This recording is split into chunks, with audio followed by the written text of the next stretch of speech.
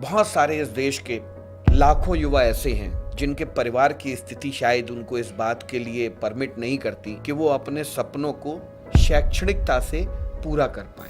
भारत इतना बड़ा देश है, इतना यंग यूथ पॉपुलेशन हमारे पास है, बट मैं बहुत सारे इंडस्ट्रीज़ के साथ मिलता जुलता रहता हूँ और मैंने ये देखा और पाया है कि हमारे पास पॉपुलेशन तो है, वर्कफोर्स तो है, बट स्किल्ड नहीं है। आज आप देखिए दूसरी कंट्रीज़ को देखिए, जर्मनी को देखिए, स्विट्जरलैंड को देखिए, वो इंडस्ट्रियल रेवोल्यूशन में बहुत पहले स्टार्ट हो गए थे उनके यहाँ।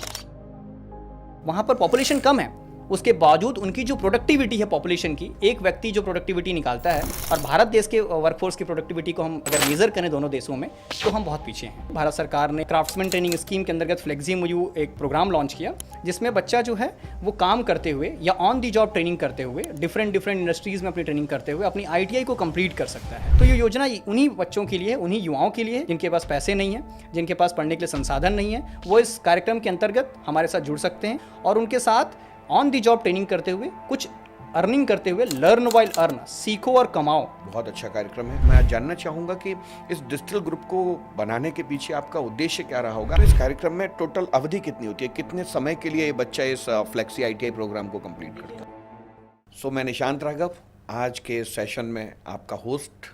आज के इस बेहद प्रतीक्षा किए जाने वाले कार्यक्रम में आप सभी का स्वागत करता हूँ। आज इस कार्यक्रम में इसकी शोभा बढ़ाने के लिए आज खुद हमारे बीच डिजिटल ग्रुप के youngest entrepreneur, founder and director mister Arjun Mishra का इस कार्यक्रम में आना इस कार्यक्रम को और ख़ास बनाता है। तो मैं अर्जुन जी आपका स्वागत करता हूं आज के इस सेशन में। आप जैसी पर्सनालिटी और एक युवा जोश का इस कार्यक्रम की शुरुआत करने में मैं हृदय से आपका अभिनंदन करता हूँ। स्वागत है आपका आज के कार्यक्रम में। धन्यवाद निशांत जी, और मुझे भी बहुत खुशी और बहुत साहस हो रहा है कि मैं आपके इस कार्यक्रम में मुझे आने का मौका मिला, और जिस तरीके की आपकी मुहिम है ये जो आप शुरुआत कर रहे हैं, इसके लिए मेरी तरफ से भी बहुत बहुत शुभकामनाएं आपको। धन्यवाद। आप जैसे एक युवा का इस तरह का समर्थन मुझे आगे बढ़ने में और भी जोश देता है। अर्जुन जी, आज हम आपके साथ ना बहुत विस्तार से चर्चा करना चाह रहे हैं, क्योंकि काफ़ी समय से हमने इस आज के दिन की प्रतीक्षा की है और युवाओं के बीच में ये एक बहुत ना रोचक विषय रहा है। और वो जिस तरह की आपके डिजिटल ग्रुप की मुहिम चल रही है पूरे भारतवर्ष में, तो मुझे कई देश के कोनों से युवाओं के इस तरह के सवाल आते थे कि डिजिटल ग्रुप के फाउंडर डायरेक्टर जो हम उनके बारे में बहुत कुछ जानना चाहते हैं।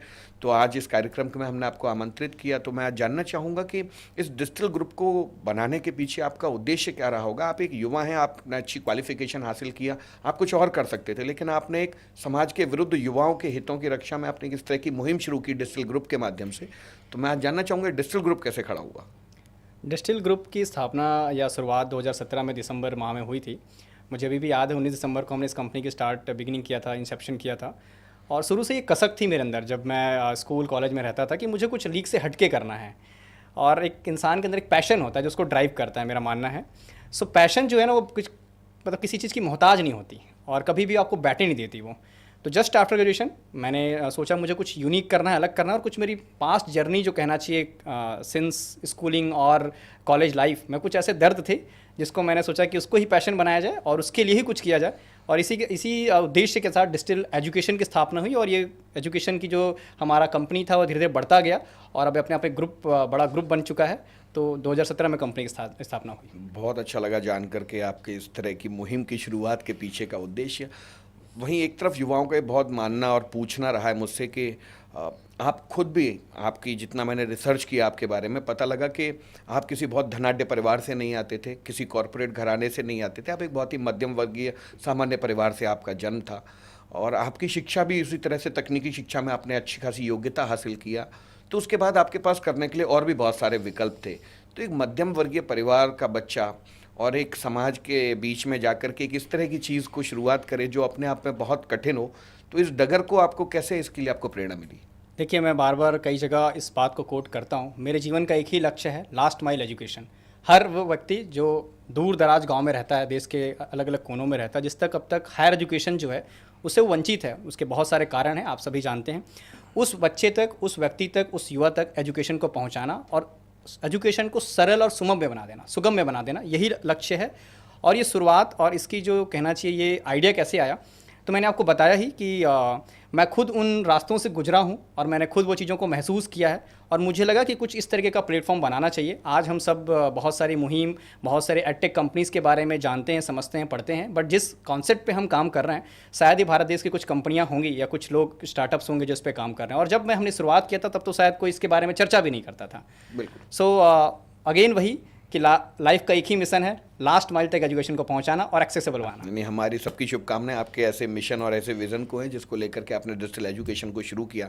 और हमारी टीम ने जितना रिसर्च करके हमें बताया कि ये हज़ारों युवाओं की ज़िंदगी में बदलाव ला रहा है, सकारात्मक प्रभाव डाल रहा है, तो हम सब भी आशा करते हैं कि आपकी इस मुहिम को एक सकारात्मक रूप मिले, आकार मिले, साकार हो। मैं इस आज के कार्यक्रम को आगे बढ़ाने से पहले आपसे एक छोटा सा व्यक्तिगत सवाल पूछना चाहूँगा कि एक फाउंडर डायरेक्टर, जब आपको ये ऐसा एक पद आपके अंदर आता है कि आप फाउंडर हैं, डायरेक्टर हैं और डिजिटल एजुकेशन जैसी चीज़, आप इन सब चीज़ों के समावेश को किस तरह से देखते हैं अपने व्यक्तिगत जीवन में? मैं उस पर थोड़ा सा आपका। देखिए, फाउंडर कहलाना और डेजिग्नेशन में नहीं मानता हूँ। फाउंडर को जीना पड़ता है, ये अपने आप में एक जीवन पद्धति है, एक लाइफ स्टाइल है, बहुत सेक्रीफाइस करना पड़ता है। हम जैसे कहते हैं कि माँ जो होती है 9 महीने तक घर में अपने बच्चे को रखती है, कहीं ना कहीं वो भी एक फाउंडर एक बच्चे की। वैसे ही कंपनी भी जो है ना बच्चा होता है और उसको पालना पड़ता है, पोषना पड़ता है। कहते हैं कि शुरुआती में 2 साल बच्चों के कई बार डायपर चेंज करने पड़ते हैं, पूरी रातें हमारी नहीं हम सो पाते हैं ढंग से। कहीं ना कहीं एक कंपनी को स्थापित करना या किसी भी बड़े ऑर्गेनाइजेशन को बनाना बहुत मेहनत लगती है और अपने आप को सेक्रीफाइस करना पड़ता है और उसके लिए जीना पड़ता है। और वो जीना कोई एक दिन का, 1 घंटे का नहीं है, पूरे 24/7 36 5 डेज़ उसको जीना पड़ता है। टफ, बहुत टफ है। हम बिल्कुल इस सब चीज़ को हम महसूस कर सकते हैं कि आपकी जो हमने पिछली अपनी 8-9 वर्षों की जो हमने आपकी एक संघर्ष में यात्रा को इस डिजिटल में बनते हुए देखा है और इसके बारे में हमने सैकड़ों कहानियाँ सुनी हैं कि इतना आसान नहीं था, हम भी इसको महसूस करते हैं। लेकिन मैं इसको ऐसे जानना चाहता हूँ कि आज डिजिटल एजुकेशन इस देश के युवाओं को किस तरह से प्रभावित कर रहा है और उनके जीवन में किस तरह से अपनी उपस्थिति को दर्ज करा पा रहा है, इसके पीछे आपकी किस तरह के विचार रहे? मेरा अगेन विचार वही है कि एक ऐसा बच्चा जिसके घर में कोई आर्थिक स्थिति सही नहीं है, जिसके पास पैसे की कमी है, जिसके पास ऐसे कोई संसाधन नहीं है, जिसको अपने परिवार का भरण पोषण करना वयस्क होने के बाद, 18 साल के बाद, 19 साल के बाद, 20 साल के बाद ज़्यादा इंपॉर्टेंट है रेदर देन की एजुकेशन लेना। हर वो बच्चा, और भारत एक युवा देश है, सबसे बड़ा कहना चाहिए यंगेस्ट कंट्री है, तो हर एक वो बच्चा जिसके पास ये सारी कमियां हैं और वो इन सारी चीज़ों से जूझ रहा है, उस बच्चे के लिए एक संबल बनना चाहता है डिजिटल एजुकेशन, उस बच्चे के लिए एक उम्मीद बनना चाहता है डिजिटल एजुकेशन, उस बच्चे के लिए एक सूरज की गर्माहट बनना चाहता है डिजिटल एजुकेशन। तो हमारा लक्ष्य वही है। हम बार बार कहते हैं हर व्यक्ति तक शिक्षा को पहुंचाना, हर व्यक्ति तक रोजगार को पहुंचाना। और जैसा कि हमारी कंपनी का एक स्लोगन भी है या टैगलाइन आप कह सकते हैं, एम्पावरिंग कम्युनिटीज़, एम्पावरिंग लाइफ्स, लोगों की ज़िंदगी को बदलना है। और मेरा मानना है कि कोई भी कंपनी एक विज़न पे खड़ी होती है। सामान बेचना दुकानदार बेचता है, बट फाउंडर सामान नहीं बेचता है। जो फाउंडर होता है वो विज़न सेल करता है, अपने विज़न को लोगों के तक पहुंचाना है या पहुंचाता है। तो हमारा भी लक्ष्य वही है कि हम अपने विज़न को सकारात्मक बदलाव लाएं, उसके लिए बड़ा प्रयास करें और लोगों की ज़िंदगी को बदलें। नहीं, आपकी ये पहल बहुत ही प्रभावी है और इसका मैं भी देख रहा हूँ कि पिछले कई वर्षों में समाज में इसका एक अस्तित्व खड़ा हुआ है, इसकी स्वीकार्यता बढ़ी है। और मेरी रिसर्च टीम ने होमवर्क किया और हमें ऐसा जानने को मिला कि युवाओं के जीवन में कहीं ना कहीं इसने अपनी एक सकारात्मक उपस्थिति दर्ज की है। और बहुत ज़रूरी होता है जब आप समाज के युवा को केंद्र में रखते हैं, तो ये युवा केवल एक युवा, एक चेहरा नहीं है, उसके पीछे के उसके सैकड़ों सपने हैं, उसके पीछे की जिम्मेदारियां हैं, उसके पीछे उसकी भविष्य को लेकर के योजनाएं हैं। और इन सब चीज़ों को जब वो धरातल पर उतारना चाहता है तो उसके सामने विकल्प तो बहुत हैं, लेकिन उन विकल्पों को पाने का रास्ते नहीं है उतने। इस दिशा में मैंने रिसर्च किया तो पता लगा कि आपने शिक्षा को सरल बनाने को लेकर के कई सारी मुहिम चालू की हुई हैं। जैसा कि आपकी कंपनी के नाम में डिजिटल एजुकेशन जुड़ा हुआ है, तो मैंने देखा कि आपकी पूरी तरह से विज़न के केंद्र में जो है एजुकेशन है। उसमें से एक प्रोग्राम को हमने पाया जो आपके एक शैक्षणिक प्रोग्राम में एक फ्लैक्सी MOU स्कीम CTS कार्यक्रम करके एक कार्यक्रम है, जिसको आपकी कंपनी पिछले 3-4 सालों से बहुत ही तेज़ी से प्रमोट करती आई और युवाओं ने भी इसमें बढ़ चढ़ के भागीदारी निभाई। वहाँ देखा औद्योगिक संस्थानों भी इसमें बड़ी तरह से समर्थन दिया आपके इस विजन और मिशन को। तो मैं जानना चाहूँगा, फ्लैक्सी MOU CTS ये किस तरह का एक कार्यक्रम है और ये युवाओं की ज़िंदगी में किस तरह से ये इसने अपनी जगह बना ली? पहले तो मैं आपके रिसर्च एंड डेवलपमेंट टीम जो है आपकी बैकएंड में, उसको मैं बहुत बहुत धन्यवाद देना चाहूँगा। आपसे बात करके मुझे महसूस हो रहा है कि आपने काफ़ी रिसर्च किया है इस आज के इस सेशन के लिए। फ्लेक्सी एमओयू प्रोग्राम जो है ये 2016 से भारत सरकार चला रही है और मैंने जैसे कि बताया 2017 में हमारी कंपनी स्टार्ट हुई और उस समय हमने फ्लेक्सी एमओयू के साथ अपनी यात्रा भी शुरू की कहना चाहिए। फ्लेक्सी एमओयू को हम बहुत सरल भाषा में अगर समझना चाहें तो वोकेशनल एजुकेशन जिसको हम व्यावसायिक शिक्षा कहते हैं, उसकी शुरुआत ही भारत में आईटीआई के माध्यम से हुई थी। इंडस्ट्रियल ट्रेनिंग इंस्टीट्यूट्स में पहले डिफरेंट ट्रेड्स में लोगों को ट्रेनिंग दी जाती थी। उसको और सरल और सुगम्य बनाने के लिए भारत सरकार ने, मिनिस्ट्री ने फ्लेक्सी एमओयू आईटीआई या क्राफ्ट्समैन ट्रेनिंग स्कीम के अंतर्गत फ्लेक्सी एमओयू एक प्रोग्राम लॉन्च किया जिसमें बच्चा जो है वो काम करते हुए या ऑन दी जॉब ट्रेनिंग करते हुए डिफरेंट इंडस्ट्रीज़ में अपनी ट्रेनिंग करते हुए अपनी आईटीआई को कंप्लीट कर सकता है। तो ये योजना उन्हीं बच्चों के लिए, उन्हीं युवाओं के लिए जिनके पास, जो हमारी कंपनी की धुरी है, जिनके पास पैसे नहीं हैं, जिनके पास पढ़ने के लिए संसाधन नहीं है, वो इस कार्यक्रम के अंतर्गत हमारे साथ जुड़ सकते हैं, हमारे इंडस्ट्री पार्टनर्स के साथ जुड़ सकते हैं और उनके साथ ऑन दी जॉब ट्रेनिंग करते हुए, कुछ अर्निंग करते हुए, लर्न वाइल अर्न, सीखो और कमाओ की जो परिभाषा है, जो हमारा कार्यक्रम है, उसके अंतर्गत वो अपनी आईटीआई फ्लेक्सी एमओयू के तहत कंप्लीट कर सकते हैं। बहुत अच्छा कार्यक्रम है और अगर इस कार्यक्रम के मूल्य इतने भारी हैं तो इसका प्रभाव उससे भी भारी होगा इस समाज में। हम एक चीज़ जानना चाहेंगे कि अब तक हमने सुना कि आईटीआई करने के लिए आपके पास कॉलेज में जाना पड़ेगा आपको, या आपको एक पैटर्न आईटीआई का एक जो तरीका होता है कि आप कॉलेज में जाते हैं और आप आईटीआई की पढ़ाई करते हैं, वहाँ पर लैब होती हैं, आप उन मशीनों के साथ प्रैक्टिकल्स करते हैं और आप आईटीआई को प्राप्त करते हैं। मैं ये जानना चाहूँगा कि ये जो आपका जो फ्लेक्सी एमओयू आईटीआई और वो जो एक पारंपरिक आईटीआई है, उन दोनों के बीच में किस तरह का अंतर है? देखिए, भारत में पारंपरिक शिक्षा को चलते हुए लगभग 70-75 साल हो गए। बड़ी शिक्षा में बदलाव की आवश्यकता है और इसके लिए सरकार ने न्यू एजुकेशन पॉलिसी एनईपी 2020 और ना जाने कई बहुत सारे स्टेप्स सरकार ने लिए हुए हैं।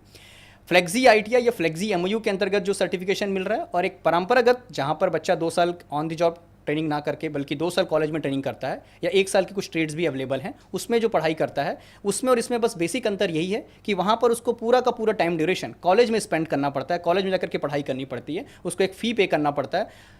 वो वहाँ पढ़ाई तो कर पाता है लेकिन वो स्किल्ड जितनी वो सीखनी चाहिए या जो मार्केट की डिमांड है वो शायद उतना नहीं अर्न कर पाता, उतना गेन नहीं कर पाता। वो सारी फ्लेक्सिबिलिटी इस फ्लेक्सी एमओयू के अंतर्गत अगर आईटीआई करता है तो उसको 2 साल में एक रेगुलर आईटीआई सर्टिफिकेशन मिल जाता है। साथ ही साथ वो 2 साल हमारी जितने भी इंडस्ट्री पार्टनर्स, जो बड़े कॉर्पोरेट हाउसेस हैं, अगर आप भारत की बात करें तो जितने भी आप बड़े इंडस्ट्रीज़ को जानते हैं, सभी के साथ हम लगभग उन इंडस्ट्रीज़ के साथ काम कर रहे हैं। वहाँ पर वो ऑन दी जॉब ट्रेनिंग करते हुए अपनी 2 साल की आईटीआई कंप्लीट कर रहा है। साथ ही साथ महीने का मिनिमम 15 से 20 हज़ार रुपये वो स्टाइपेंड अर्न कर रहा है। कंपनीज उनको वो ऑफर करती हैं सो दैट वो अपने अपना खुद का खर्च कर पाए, अपना खुद के भरण पोषण को कर पाए और साथ ही साथ अपने फैमिली को भी सपोर्ट कर पाए।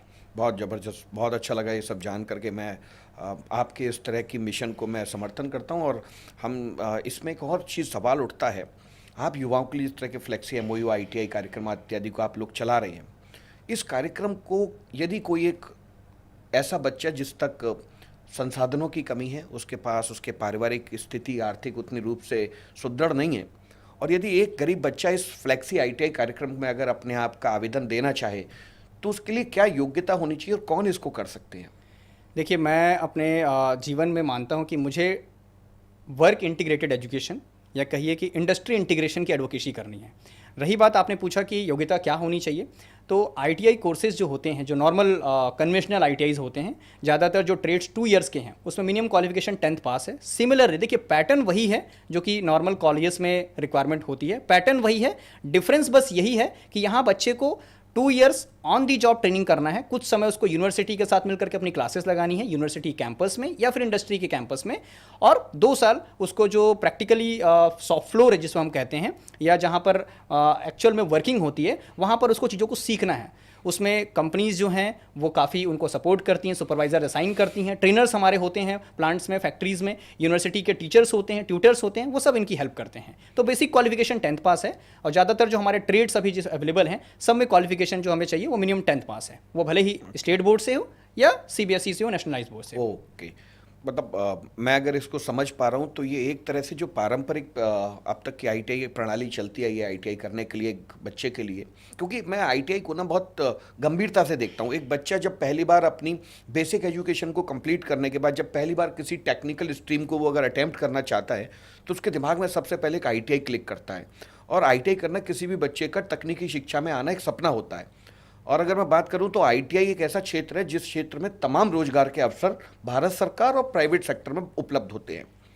मैं अगर इसको देखता हूँ तो शायद मैं इसको, अगर गलत नहीं हूँ आप मुझे सही करें, एक बच्चा जो पारंपरिक आईटीआई करता था उससे ये आईटीआई थोड़ा सा एडवांस बनाती है इस बच्चे को। वो आज के समय की लेटेस्ट टेक्नोलॉजी की मशीन्स को खुद अपने सामने चलते हुए और चलाते हुए अनुभव कर पाता है। वहीं वो इंडस्ट्रीज के अंदर जाकर के उन एडवांस टूल्स का इस्तेमाल कर पाता है।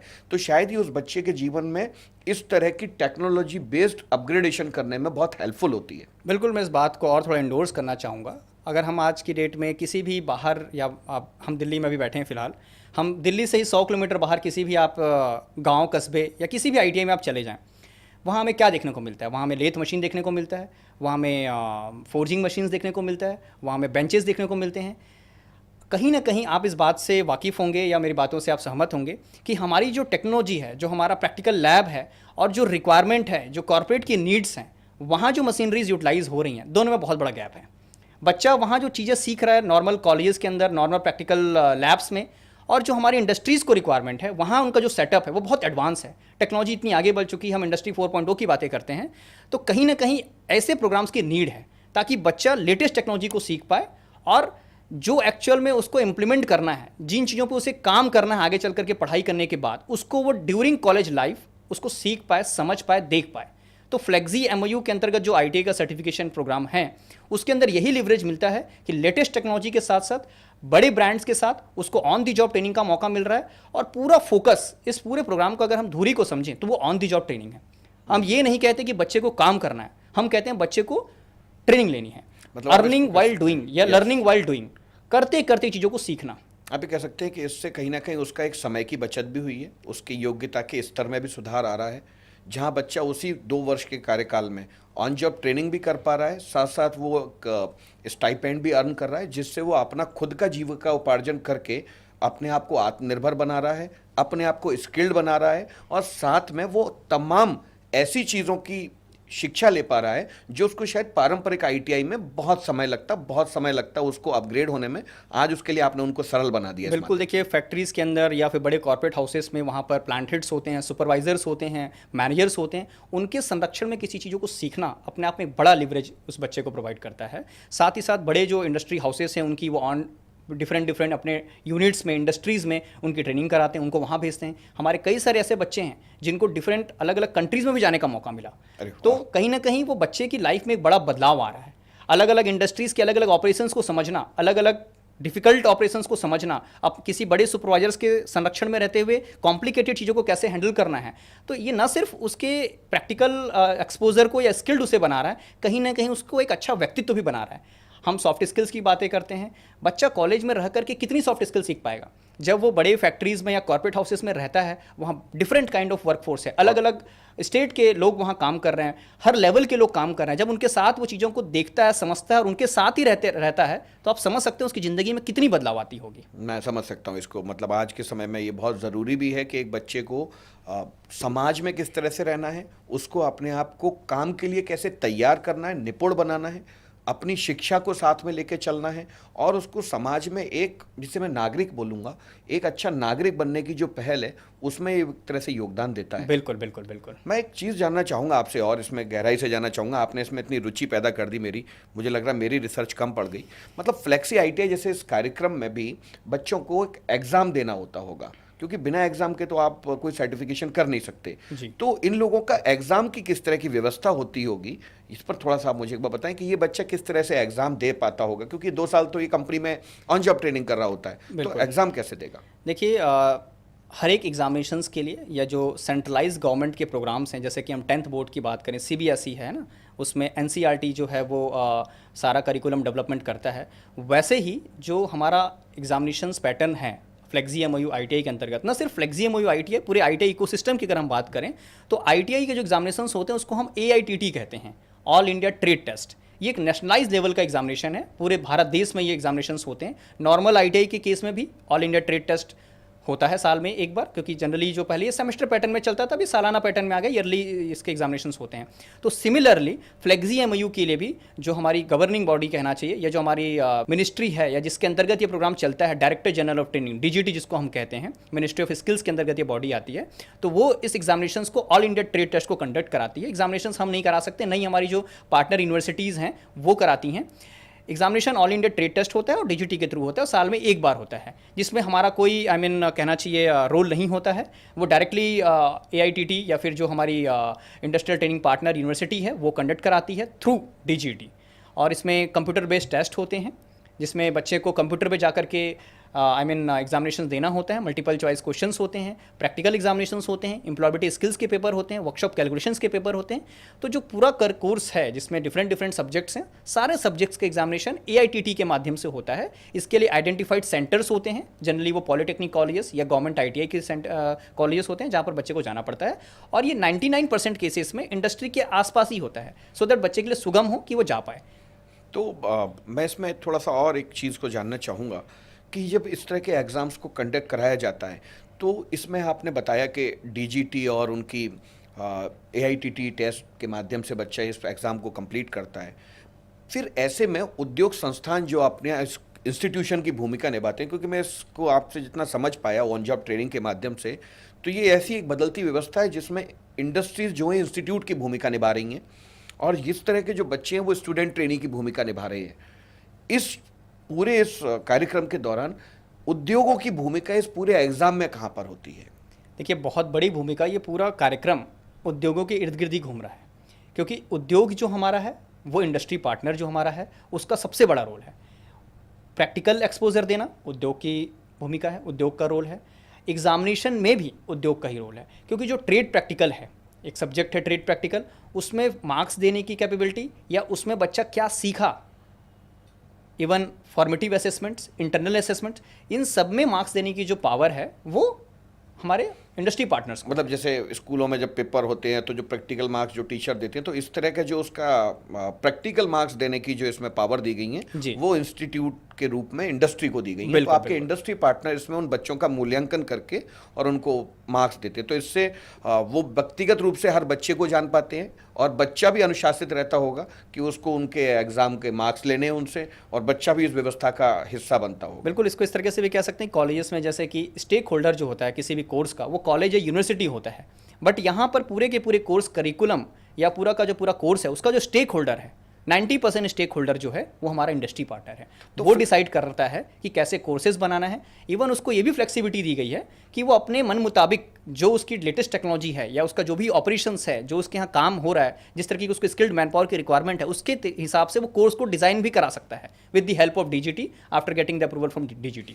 तो इस कार्यक्रम में टोटल अवधि कितनी होती है, कितने समय के लिए ये बच्चा इस फ्लेक्सी ITI प्रोग्राम को कंप्लीट? देखिए, जो अभी हमारे पास कोर्सेज अवेलेबल हैं, हमारे जो यूनिवर्सिटी में जो कोर्सेज अवेलेबल हैं उसमें 6 मेजर जो ट्रेड्स हैं वो अवेलेबल हैं, और जो ड्यूरेशन ऑफ द कोर्स है वो 2 ईयर्स का है। मतलब 24 महीने के लिए, 2 साल के लिए एक बच्चा एक इंडस्ट्री के अंदर जाता है। बिल्कुल। और वो 2 वर्ष के अपने इस ऑन जॉब ट्रेनिंग के माध्यम से अपनी फ्लेक्सी ITI कार्यक्रम को पूरा करके और वो एक अनस्किल्ड कैटेगरी से अपने आप को सेमी स्किल्ड के लिए अपग्रेड कर पाता है। बिल्कुल, और बहुत सारे government jobs, PSUs, Maharatna, Navratna companies, SECL, NTPC, Indian railway, जितनी भी बड़ी आप गवर्नमेंट कंपनीज को जानते हैं या सेमी गवर्नमेंट कंपनीज को जानते हैं, ज़्यादातर जो हायरिंग्स इन कंपनीज में होता है वो ITIs का होल्डर्स का होता है। और ये बच्चा हमारा है, ये बच्चा उन सभी एग्जाम्स के लिए एलिजिबल है जहाँ कहीं भी पूरे भारत देश में किसी भी corporate house, industry, government jobs जहाँ पर ITI की रिक्वायरमेंट है, ये बच्चा एलिजिबल है। और साथ ही साथ न सिर्फ ये एग्जामिनेशन देने के बाद या ये कोर्स कंप्लीट करने के बाद जॉब्स के लिए एलिजिबल है, ये चाहे तो आगे भी पढ़ सकता है। आपको बताते हो बहुत मेरे को खुशी हो रही है, बहुत सारे स्टेट गवर्नमेंट्स ने और इवन सेंट्रल बोर्ड ने भी ITI को 12th के इक्विवेलेंसी दिया हुआ है। बस बच्चे को इंग्लिश या हिंदी लैंग्वेज का जो एग्जामिनेशन है वो पास करना पड़ता है रिस्पेक्टिव बोर्ड से, है ना। उसको अगर वो पास कर लेता है तो ITI पास बच्चा 12th के इक्विवेलेंसी माना जाता है। आपको ये भी बताना चाहूँगा मैं कि ITI करने के बाद बच्चा चाहे तो डिप्लोमा में जा सकता है, डिप्लोमा इंजीनियरिंग जिसको हम पॉलिटेक्निक कहते हैं, उसमें उसको लेटरल एंट्री मिल जाती है। तो जो 3 साल का पॉलिटेक्निक कोर्स होता है, ये ITI करने के बाद बच्चे को मात्र 2 साल में वो पॉलिटेक्निक कंप्लीट हो जाता है। अगर वो चाहे कि BTech करना चाहता हूँ या कोई भी बैचलर्स डिग्री लेवल पे कोर्स करना चाहता हूँ तो उसके लिए एलिजिबल है, क्योंकि उसके पास 2 साल का ये ITI जो है वो कंप्लीट है और ITI is equal to 12th pass. तो ये सभी उसको फ्लेक्सिबिलिटी, ये सारे बेनिफिट्स उसको मिलते हैं। सर, मैं बड़ा अच्छा लगा, मतलब युवाओं के लिए देश में इतनी सब तरह की चीज़ें आप लोग संचालित कर रहे हैं, और इसमें मैंने अभी तक की जितनी इस यात्रा में आपसे भी जानने का मुझे मौका मिला, उसमें मैंने एक पड़ाव जान पाया कि आप युवाओं के लिए, इस देश के युवाओं के उत्थान के लिए एक बहुत बड़ी पहल कर रहे हैं। अब इसका जो दूसरा इसका एक हिस्सा है उसमें बड़ा हिस्सा उद्योगों की भागीदारी है। तो मैं ये जानना चाहूँगा कि इस तरह की स्कीम्स के माध्यम को अपनाने से उद्योगों का किस तरह का लाभ है, या उद्योगों को इसमें किस तरह की भागीदारी देनी चाहिए? मैं उस प्रश्न को उत्तर देने से पहले मैं कुछ और बातें यहाँ पर आपके इस मंच पे रखना चाहूँगा, क्योंकि बहुत सारे श्रोतागण आपके इस सेशन को सुनते हैं और इस सेशन को रिकॉर्ड होने के बाद शायद सुनेंगे। देखिए, आज भारत देश में वर्कफोर्स की कमी है। हम कहते हैं कि वर्कफोर्स अवेलेबल है, भारत इतना बड़ा देश है, इतना यंग यूथ पॉपुलेशन हमारे पास है, बट मैं बहुत सारे इंडस्ट्रीज़ के साथ मिलता जुलता रहता हूँ और मैंने ये देखा है और पाया है कि हमारे पास पॉपुलेशन तो है, वर्कफोर्स तो है, बट स्किल्ड नहीं है। तो हमारी जो इंडस्ट्रियल हाउसेस हैं, कॉर्पोरेट्स हैं, इंडस्ट्रीज़ हैं, उनके पास ह्यूज रिक्वायरमेंट्स हैं और उनको ह्यूज स्किल्ड मैन पावर चाहिए। हम बात कर रहे हैं कि अपने देश को हम मेक इन इंडिया बनाना चाहते हैं, डेवलप नेशन बनना चाहते हैं। कब बनेंगे हम? जब हमारे पास स्किल्ड मैन पावर होगा। आज आप देखिए, दूसरी कंट्रीज़ को देखिए, जर्मनी को देखिए, स्विट्जरलैंड को देखिए, वो इंडस्ट्रियल रिवोल्यूशन में बहुत पहले स्टार्ट हो गए थे उनके यहाँ। वहाँ पर पॉपुलेशन कम है, उसके बावजूद उनकी जो प्रोडक्टिविटी है पॉपुलेशन की, एक व्यक्ति जो प्रोडक्टिविटी निकालता है, और भारत देश के वर्कफोर्स की प्रोडक्टिविटी को हम अगर मेज़र करें दोनों देशों में, तो हम बहुत पीछे हैं। चाइना जैसा देश से हम बहुत पीछे हैं, जितने भी डेवलप नेशन हैं उससे हम पीछे हैं। तो इसका रीज़न क्या है कि जो मैन पावर वहाँ पर है वो स्किल्ड है। जो काम हम 8 घंटे में करते हैं, शायद वही काम वो लोग 4 घंटे या 3 घंटे में कर लेते हैं, तभी वो हमसे ज़्यादा स्किल्ड हैं। यही उसका एक बहुत बड़ा रीज़न है। तो इस तरीके के जो प्रोग्राम्स हैं, मैं सबसे पहले तो भारत सरकार को बहुत बहुत धन्यवाद देना चाहूँगा कि उन्होंने इस तरह की स्कीम से इस तरह का प्रोग्राम डिज़ाइन किया, इसके बारे में सोचा। ये जो प्रोग्राम है, ये कहीं ना कहीं उन इंडस्ट्रीज़ को एक ऐसा मौका दे रहा है कि वो अपने फ्यूचरिस्टिक रिक्वायरमेंट, जो उनको आने वाली रिक्वायरमेंट है या करंट रिक्वायरमेंट में जो स्किल्ड लोग चाहिए, वो इन हाउस ट्रेंड कर सकते हैं। बहुत सारे बड़े बड़े इंडस्ट्रियल हाउसेस हैं, उनका यहाँ नाम नहीं लेना चाहूँगा, लेकिन उन सब ने ये देखा और पाया और महसूस किया कि इन स्कीम्स के माध्यम से उनकी जो फ्यूचरिस्टिक रिक्वायरमेंट है और करंट रिक्वायरमेंट भी जो है उनकी, और जहाँ पर उनको स्किल्ड मैन पावर की जो रिक्वायरमेंट है, वो इन प्रोग्राम्स के माध्यम से फुलफिल हो रहा है। अरे वाह। दूसरा इंपॉर्टेंट फैक्टर कि हम किसी भी टैलेंट को अट्रैक्ट करना चाहते हैं, आप और हम भी कॉर्पोरेट हाउसेस में हैं और कंपनीज़ में रन करता हूँ। मैं भी अगर मान लीजिए टैलेंट अट्रैक्ट करना चाहता हूँ, तो मुझे काफ़ी मशक्क़त करनी पड़ती है। हमें देखना पड़ता है, उसको हम पहले जज करना पड़ता है, इंटरव्यूज़ लेना पड़ता है। लेकिन अगर मैं एक ऐसा सेटअप बनाऊं कि मैं अपनी जो रिक्वायरमेंट है उसको खुद ही डेवलप कर लूं, तो कहीं ना कहीं ये प्रोग्राम आपको वो लिवरेज दे रहा है, और टैलेंट भी वहाँ जाना पसंद करेगा जहाँ पर उसको कुछ एडेड एडवांटेज मिले। तो ये प्रोग्राम एक एडेड एडवांटेज है। मैं टैलेंट को अट्रैक्ट करूँ और सिर्फ ये बोलूँ कि मैं आपको जॉब्स दूंगा, तो शायद मुझे टैलेंट कम मिले। लेकिन अगर मैं टैलेंट को बोलूँ कि नहीं, मैं आपको पढ़ाऊँगा पहले और उसके बाद मैं जॉब पर रखूँगा, तो आप ये भी हमने पिछले 4-5 सालों में हमने देखा है कि हमारे जितने भी बच्चे पास आउट हुए हैं, जिन्होंने पूरी ये all India trade test complete किया या फिर ये फ्लेक्सी MOU प्रोग्राम के अंतर्गत ITI कंप्लीट किया, 99.99% बच्चे उन्हीं कॉर्पोरेट हाउसेस में एब्जॉर्ब हो गए। अरे वाह। और वो बहुत अच्छी सैलरी पैकेज में। कई ऐसे बच्चे हैं जो गल्फ कंट्रीज़ में, या फिर कई ऐसे बच्चे हैं जो कि जापान में, बहुत सारी कंट्रीज़ में वो प्लेस्ड हो गए हैं। अरे बहुत बढ़िया। मैं अभी आपने इस चीज़ का अगर जिक्र किया तो मुझे याद आया, मेरी भी टीम ने मुझे बताया कि अभी बहुत जल्दी आप लोग फिर से शायद कई हज़ार बच्चों का फ्लेक्सी ITI प्रोग्राम में एग्ज़ाम कराने वाले हैं। उनका एग्ज़ाम की आप अनाउंसमेंट कर चुके हैं, और मेरी टीम ने बताया कि इस बार आप कई हज़ार युवाओं को इस एग्ज़ाम में अपीयर होने का आप ये अवसर प्रदान करा पाए हैं। तो पहले तो आपको इसके लिए बधाई। आप इस एग्ज़ाम को लेकर के इन युवाओं को क्या संदेश देना चाहेंगे? क्योंकि मुझे जितना बताया अभी तक की रिसर्च से पता लगा कि आपके केंद्र में पूरी तरह से युवा और उनका एम्पावरमेंट आपका हमेशा विज़न रहा है। तो अब तो एग्ज़ाम आ गए हैं, आप हज़ारों बच्चों को इसमें आप आवेदन लिए थे और वो अब एग्ज़ाम में अपीयर होने वाले हैं। तो आप ऐसे बच्चों के लिए क्या संदेश रहेगा? देखिए, मैं इस पे एक फिगर्स कुछ आपके साथ शेयर करना चाहूँगा। भारत देश के अंदर हमारे 25 लाख बच्चे ITI का लगभग पढ़ाई कर रहे हैं, और लगभग मेरा मानना है कि 15,000 कॉलेजेस जो हैं पूरे देश में हमारे हैं। वो सारे बच्चे जो ऑल इंडिया ट्रेड टेस्ट देते हैं, और हमारा बच्चा जो अब ऑल इंडिया ट्रेड टेस्ट देगा और इस फ्लेक्सी MOU स्कीम के तहत या इस प्रोग्राम के तहत अपनी ITI कंप्लीट करेगा, उन बच्चों से कहीं ना कहीं ये बच्चा अपनी लाइफ में आगे है, उस दौड़ में आगे है। क्योंकि इसने जो सीखा, ये बच्चे जो 2 साल इंडस्ट्रीज़ में ऑन द जॉब ट्रेनिंग लिए, लेटेस्ट टेक्नोलॉजी इन्होंने सीखा, इतना इन पे कॉर्पोरेट्स और इंडस्ट्रीज़ ने टाइम, एनर्जी, मनी इन्वेस्ट किया, अब इनको समय है कि उसको वापस लौटाया जाए। क्योंकि कहीं ना कहीं देखिए, हम इस पूरे प्रोग्राम के अंतर्गत कोई फ़ी चार्ज नहीं करते हैं। इवन हमारी जो पार्टनर यूनिवर्सिटीज़ हैं वो कोई फ़ी चार्ज नहीं करती हैं। उनका सिर्फ एक ही लक्ष्य है कि हम इसको एज अ CSR की तरह देखें। हम इसको एक देश को कुछ लौटाएं या फिर देश में एक अपनी कुछ आहुति प्रदान करें, उस तरीके की विचारधारा के साथ ये प्रोग्राम को रन किया जा रहा है। नो डाउट, देखिए किसी भी कंपनी को रन करने के लिए या किसी प्रोग्राम को रन करने के लिए हमें अपने प्रॉफिट एंड लॉस के बारे में सोचना पड़ता है, बट वो ज़्यादा बड़ा हमारे लिए कंसर्न नहीं है। हमारे लिए कंसर्न ये है कि हम कितने लोगों की ज़िंदगी को बदल पा रहे हैं। तो मैं यही संदेश देना चाहूँगा कि उन बच्चों को भरपूर मात्रा में एग्जामिनेशन सेंटर तक पहुँचना चाहिए, एग्ज़ाम देना चाहिए, और अभी लगभग 20-25 दिन बाकी हैं, पूरी तैयारियां करनी चाहिए। इसके लिए हमारे डेली बेसिस पे इवनिंग, नाइट, क्योंकि हमारी जो क्लासेस होती हैं वो डे नाइट चलती हैं। ओके। बच्चा चाहे तो नाइट में क्लासेस ले सकता है। मैंने कहा ना, एक्सेसिबल एजुकेशन। ऐसा नहीं है कि सुबह 9 बजे कॉलेज जाएंगे तभी पढ़ाई होगी। अगर वो रात को 9 बजे पढ़ना चाहे, हमारा ट्रेनर अवेलेबल है। 24/7 बच्चा जब चाहे तब वो पढ़ सकता है। ऑन डिमांड ट्रेनर अवेलेबल है। मैं बीच में अर्जुन जी आपको एक चीज़ के लिए रोकना चाहूँगा। अभी आपने बहुत अच्छा विषय बीच में उठा दिया। आप इन बच्चों को पढ़ाने के लिए भी मैंने सुना है कि तरह तरह के आपने वैकल्प चुने हुए हैं। आपसे मैं थोड़ा सा इस बारे में युवाओं के मार्गदर्शन के लिए और इस देश के युवा को केंद्र में रखते हुए मैं उनके हित में एक सवाल पूछना चाह रहा था। आप इन लोगों की पढ़ाई, जिसे थ्योरी क्लास बोलते हैं, उसको आप लोग किस तरह से सुनिश्चित करते हैं कि उसकी थ्योरी क्लास भी हो पाए? देखिए, अगेन वही बात है, लास्ट माइल डिलीवरी करनी है हमें, ठीक है। सो बच्चा कई बार कोई बेंगलोर में है, कोई चेन्नई में है, कोई जम्मू में है, कोई सिलवासा में है, कोई सिक्किम में है, कोई उड़ीसा में है। हमारी यूनिवर्सिटी में भी बच्चे के क्लासेस लगाने का प्रोविज़न है। कुछ बच्चे साल में 6 महीने, 1 महीने, 15 दिन के लिए यूनिवर्सिटी चले जाते हैं, वहाँ क्लासेस लगती हैं, वहाँ उनको थोड़ा सा कॉलेज लाइफ का आनंद मिलता है। और इससे इम्पॉर्टेंट ये है कि बच्चा जिस भी इंडस्ट्री में या कॉरपोरेट में अपनी वो ट्रेनिंग ले रहा है, वहाँ की जो फैकल्टी है, इंडस्ट्री की भी खुद की फैकल्टीज इसमें इन्वॉल्व होती हैं, उनके जो ट्रेनर्स होते हैं वो उनको ड्यूरिंग दी ओजेटी उसकी क्लासेस वहाँ कंडक्ट कराते हैं। जो हमारा पूरा सिलेबस गवर्नमेंट के द्वारा नोटिफाइड है, उस सिलेबस को कंप्लीट कराते हैं।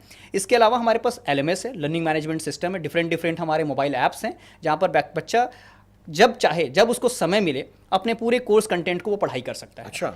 इसके अलावा हम प्रैक्टिकली उस बच्चे तक कुछ थ्योरी पार्ट या कहना चाहिए कुछ बुक्स पहुंचाते हैं, स्टडी मटेरियल पहुंचाते हैं।